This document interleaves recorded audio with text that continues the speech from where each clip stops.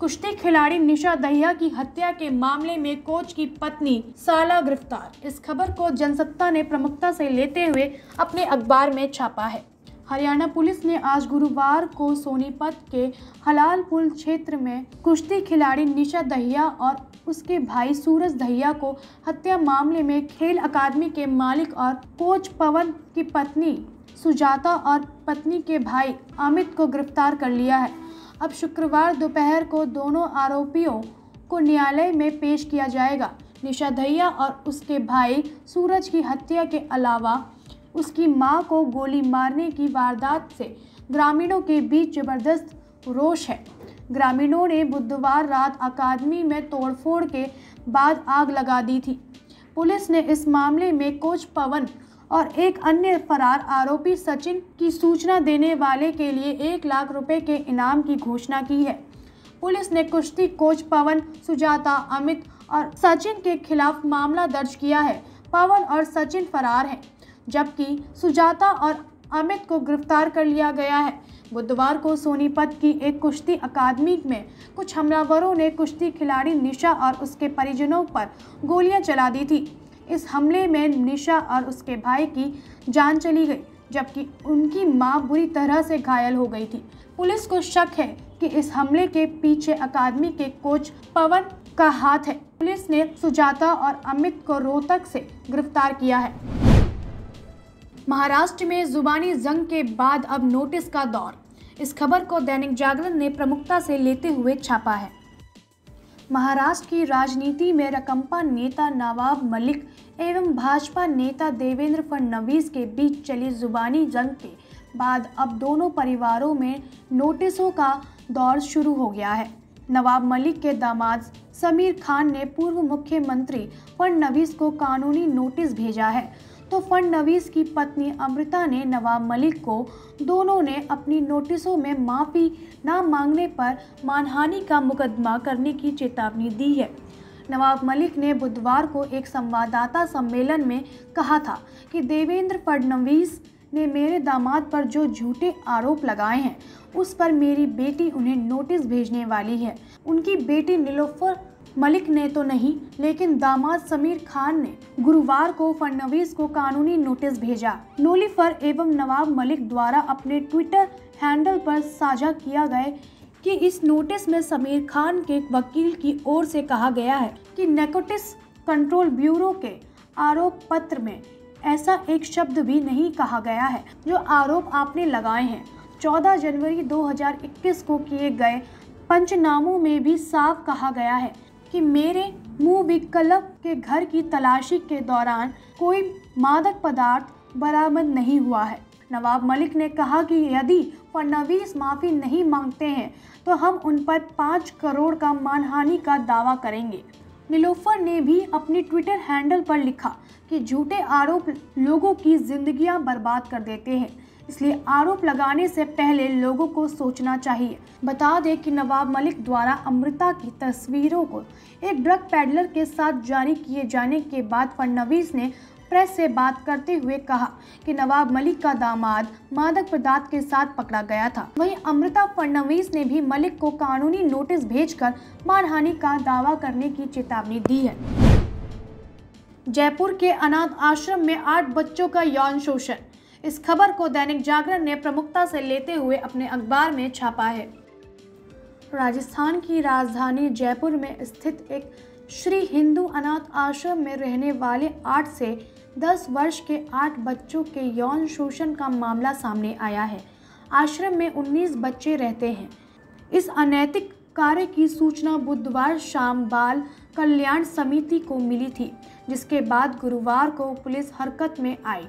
बच्चों ने बताया कि यहाँ रहने वाले 17 से 19 साल तक के 3 लोग 2 माह से उनका यौन शोषण कर रहे थे। पुलिस ने आश्रम के संचालक और संदिग्धों को हिरासत में लिया है। बच्चों को दूसरे आश्रम में भेजा गया है। प्रारंभिक जांच में सामने आया कि आश्रम का एक कर्मचारी भी इनका सहयोग करता था। बाल कल्याण समिति के काउंसलर शांति केरवाल के मुताबिक आरोपितों में से किसी ने इस घटनाक्रम का मोबाइल से वीडियो बना लिया, जो वायरल हो गया। बेनीवाल ने बताया कि आश्रम में सुरक्षाकर्मी नहीं था। जानकारी के अनुसार धनतेरस की रात आश्रम में बाहर से आए कुछ लोगों ने शराब पार्टी की थी। इसका भी वीडियो वायरल हो गया, जिसमें एक किशोर को बच्चे के साथ जबरदस्ती करते देखा गया। पता चला कि आरोपितों में एक किशोर पहले इस आश्रम में रहता था। चीन का गैरकानूनी कब्जा कभी मंजूर नहीं, भारत। इस खबर को दैनिक जागरण ने प्रमुखता से लेते हुए अपने अखबार में छापा है। भारत ने एक बार फिर से स्पष्ट किया है कि न तो उसकी जमीन पर चीन की तरफ से किए गए गैरकानूनी कब्जे को और न ही उसके सुनिश्चित दावे को कभी स्वीकार किया जाएगा। साथ ही भारत अपनी संप्रभुता और क्षेत्रीय अखंडता को बनाए रखने के लिए हर संभव कदम भी उठा रहा है। विदेश मंत्रालय की तरफ से यह बयान तब आया जब अमेरिकी रक्षा विभाग की एक रिपोर्ट में दावा किया गया है कि चीन ने भारतीय राज्य अरुणाचल प्रदेश से सटी विवादित सीमा पर एक गांव बसाया है।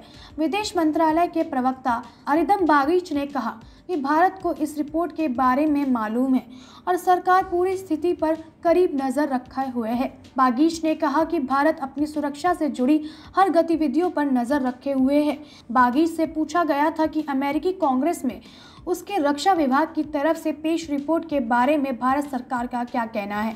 इस पर उन्होंने कहा, हमने वह रिपोर्ट देखी है जिसमें भारत के पूर्वोत्तर सीमा पर चीन की तरफ से निर्माण गतिविधियों के बारे में कहा गया है। इस तरह की एक रिपोर्ट कुछ महीने पहले भी मीडिया में प्रकाशित हुई थी। हमने पहले भी बताया है कि सोमवती इलाकों में चीन ने दशकों पहले जो गैरकानूनी तरीके से कब्जा किया था, वह चीन पहले भी निर्माण कार्य करता रहा है। भारत ने न तो चीन के गैरकानूनी कब्जे को स्वीकार किया है और न ही चीन के दाव पे स्वीकार किया है। हमें कूटनीतिक तौर पर इसका बेहद कड़ाई से विरोध करते रहे हैं और आगे भी करेंगे। बागीच ने आगे कहा कि इन इलाकों में सड़कों, पुलों आदि के निर्माण का काम तेजी से हो रहा है ताकि वहां रहने वाले स्थानीय नागरिकों के लिए कनेक्टिविटी की सुविधा बेहतर हो सके। कोरोना के विरुद्ध लड़ाई अंतिम दौर पे। इस खबर को दैनिक जागरण ने प्रमुखता से लेते हुए अपने अखबार में छापा है। कोरोना रोधी टीके बढ़ते स्टॉक के बावजूद टीकाकरण की धीमी रफ्तार को लेकर चिंतित केंद्रीय स्वास्थ्य मंत्री मनसुख मांडविया ने राज्यों के स्वास्थ्य मंत्री के साथ बैठक की। मांडविया ने 79% वयस्क जनसंख्या को भी पहली डोज और 38% को दोनों डोज मिलने का हवाला देते हुए कहा कि हर घर दस्तक अभियान के तहत इस महीने के अंत तक 100% वयस्क जनसंख्या को पहला डोज लगाना जाना चाहिए। इसके साथ ही समय सीमा बीत जाने के बाद भी दूसरी डोज नहीं लेने वाले 12 करोड़ लोगों का भी टीकाकरण करना भी जरूरी है। मांडविया ने कोरोना महामारी के अंतिम दौर में होने का हवाला देते हुए कहा कि इसके पूरी तहत समाप्त होने तक हमें ढिलाई नहीं करनी होगी। मांडविया ने हर घर दस्तक अभियान की सफलता के लिए गांवों में अग्रिम रूप से प्रचार टोली तैनात करने और उसके साथ टीकाकरण की टोली भेजने का सुझाव दिया। इससे लोगों को टीके के बारे में जागरूक करने के साथ साथ सभी लोग भी पहली या दूसरी डोज सुनिश्चित किया जा सकेगा। वहीं उन्होंने इसके लिए स्थानीय स्तर पर विस्तृत योजना करने की जरूरत पर बल दिया। उनका कहना था कि राज्य सरकारें टीकाकरण के लिए साप्ताहिक बाजारों, हटों, बस अड्डों और अन्य सार्वजनिक स्थानों पर टीकाकरण केंद्र स्थापित कर सकती है। कुछ राज्यों में रोको और टोको अभियान शुरू किया गया है, जहां बसों, ट्रेनों, रिक्शा आदि से उतरने वाले यात्रियों को वैक्सीन की खुराक लेने के लिए प्रेरित किया जाता है। उन्होंने यह भी सुझाव दिया कि हर घर दस्तक अभियान का प्रत्येक दिन लाभार्थियों के विभिन्न समूहों को जुटाने और उनका टीकाकरण के लिए समर्पित किया जा सकता है। व्यापारियों, हकारों, विक्रेताओं, दुकानदारों, रिक्शा चालकों, ऑटो चालकों, मजदूरों और किसानों के लिए अलग अलग दिन निर्धारित किया जा सकता है। उन्होंने टीकाकरण के प्रति लोगों की उदासीनता दूर करने के लिए धार्मिक व समुदाय के नेताओं को साथ लेने के साथ ही बच्चों को भी शामिल करने का सुझाव दिया है। मांडविया ने सभी राज्यों और केंद्र शासित प्रदेशों को सावधान किया कि कोरोना का संक्रमण अभी खत्म नहीं हुआ है और वैश्विक स्तर पर इसके मामले बढ़ रहे हैं। 80% से अधिक टीकाकरण होने के बावजूद सिंगापुर, ब्रिटेन, रूस और चीन में दोबारा मामले बढ़ रहे हैं। इसलिए टीकाकरण के साथ साथ रोधी व्यवहार को भी अपनाना होगा। जहां टीकाकरण रोग की गंभीरता को कम करता है, वहीं कोरोना रोधी उचित व्यवहार का पालन अभी तक हासिल उपलब्धियों को बनाए रखने का काम करता है। बैठक में केरल, उत्तराखंड, झारखंड, मिजोरम, बिहार, कर्नाटक, महाराष्ट्र, मध्य प्रदेश, उत्तर प्रदेश, तमिलनाडु, गोवा, गुजरात, असम और दिल्ली के स्वास्थ्य मंत्री के साथ साथ सभी राज्यों के प्रमुख सचिव और नेशनल हेल्थ मिशन के निर्देशक भी मौजूद रहे। केंद्र की अधिसूचना, पंजाब पुलिस का अपमान। इस खबर को जनसत्ता ने प्रमुखता से लेते हुए छापा है। पंजाब विधानसभा ने सीमा सुरक्षा बल के अधिकार क्षेत्र को बढ़ाने संबंधित केंद्र की अधिसूचना के खिलाफ गुरुवार को एक प्रस्ताव पारित कर इसे राज्य पुलिस का अपमान बताया और इसे वापस लेने की मांग की। राज्य विधानसभा में भाजपा के केवल 2 सदस्यों की अनुपस्थिति में सर्वसम्मति के केंद्र के आदेश को खारिज करने का प्रस्ताव आम सहमति से पारित किया गया। केंद्र सरकार ने पिछले महीने सीमा सुरक्षा बल को पंजाब, पश्चिम बंगाल और असम में अंतर्राष्ट्रीय सीमा से मौजूदा 15 किलोमीटर से बढ़ाते हुए 50 किलोमीटर के दायरे में तलाशी, जब्ती और गिरफ्तारी के लिए अधिकृत करने के वास्ते BSF अधिनियम से संशोधन किया था। पंजाब के उप मुख्यमंत्री सुखजिंदर सिंह रांधवा ने प्रस्ताव पेश किया, जिसमें कहा गया कि पंजाब पुलिस देशभक्ति का एक अनूठा बल है, जिसने देश की एकता और अखंडता को बनाए रखने में बहुत योगदान दिए हैं। भारत के संविधान के अनुसार कानूनी व्यवस्था बनाए रखना राज्य सरकार की जिम्मेदारी है और इस उद्देश्य के लिए पंजाब सरकार पूरी तरह से सक्षम है।